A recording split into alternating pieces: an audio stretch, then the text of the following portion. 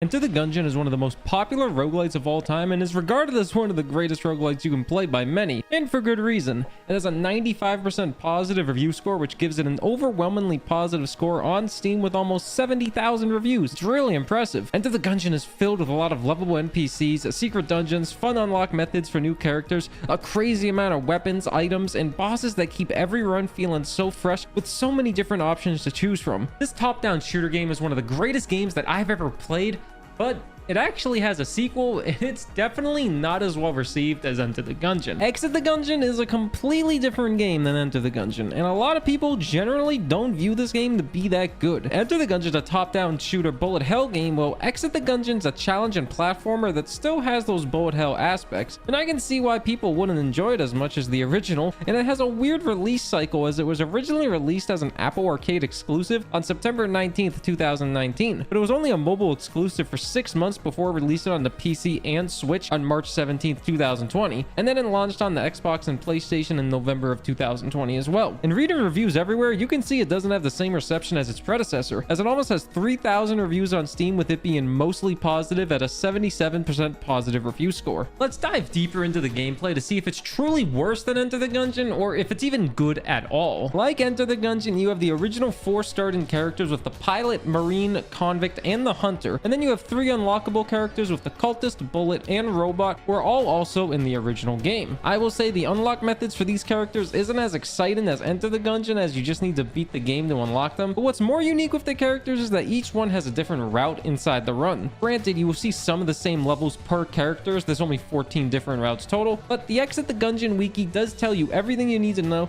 It shows that the convict has the most unique run, I'd say. You can play any character's route with any character as long as you've cleared the game with them. Now, inside of a run is a lot of platforming and dodging, which I'll say still feels good and feels like Enter the Gungeon. But one major difference with these games is the weapons. Enemies are still the same, and there's a lot of new bosses and old bosses that pay homage to the original, and I think that's fine. I love the bosses and the challenge they all offer. It'll take a bit before you master them all, but it's fun seeing what they do, and I feel a lot of people would agree that the bosses are great. What most people would likely not enjoy is the gun aspect in this game. In Enter the Gungeon, you can do a blessed run with hegemony credits, and it gives you a new gun to use every few seconds. And then inside of a normal run, you just pick up weapons, ammo, and buy them with casings. But with Exit the Gungeon, the game is automatically in blessed mode and is constantly changing your weapons inside a run and keeping track of your combo, as a higher combo gives you a better chance for better weapons. You can turn the blessed mode off and pick up weapons if you want to, but I felt like it wasn't worth it, as the guns cost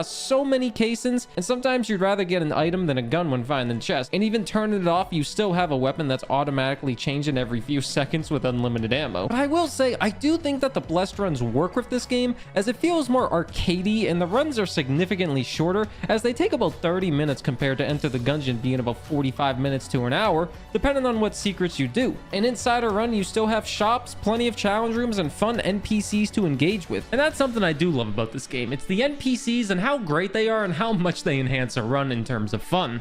Well, to me. Inside of a run, you have your classic minigame NPCs where you can play golf, and Exit the Gun version of Angry Birds, and Kick the Helmet, which is one I don't see too often, but it's still fun. Then, of course, it has the lovable shopkeeper who's selling you items on every floor, more shopkeepers inside a run, and then the doctors that give you a free heal, which is nice because I feel items drop a lot less compared to the original game, so it's a lot harder to heal. And then outside of a run, you still have a few more NPCs that sell you guns and items to find in the Gungeon, the elevator repairman, and a dude who owns a bar for some reason. I'm still trying to figure that out. And then you can even buy some new outfits or hats for the characters. If you're an achievement hunter, I will say those hats and outfits will be the death of you, as they're very annoying to acquire. And then lastly, unlocking all the NPCs is the same as Enter the Gungeon, where you need to get a key and then find them locked up in the same run. Granted, the key costs you casings every time, but that's not really a big deal. And while all the NPCs from the original game are still here, there's one thing that Exit the Gungeon that I feel severely lacks compared to Enter the Gungeon, and it's the secrets. Enter the Gungeon has so many secret chambers with so many fun new bosses and such unique ways to get to those secret chambers.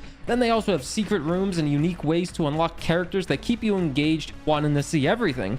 Exit the Gungeon, I feel, lacks in this. I know there's a secret boss you can fight by buying some bait at the end of a run, and you can fight them after dragon. But minus that, I haven't noticed any secrets except helping NPCs with random side quests, as they all want an item you can get inside of a run, which you acquire in a mini game. The lack of secrets isn't the end of the world for Enter the Gungeon. It doesn't affect the gameplay that much. It's just something that helped keep Enter the Gungeon so engaging, in my opinion. Like I said, the secrets are lackluster, but overall, I do think it's a good game. I will say that the platforming can be hard at times, as it's very easy to lose track of your characters. I can't even imagine playing this game on a phone. But minus that, the combat and movement gave me that Enter the Gungeon feeling that I was craving on a new game. There's a lot of top-down shooters out there, and none of them give me that feeling of satisfaction and fluidity that Enter the Gungeon gave me.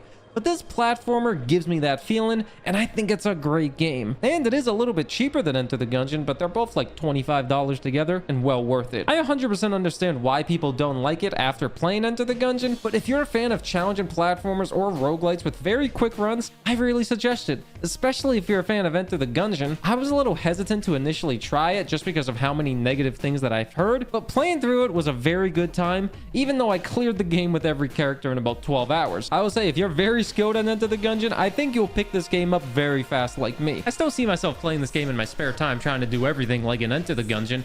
I think it's a great time, just a little bit harder, but the shorter runs are very nice. I love you, Dodge Roll. Thank you for making another fantastic game for me to play. This isn't sponsored, I'm just saying Dodge Roll was great.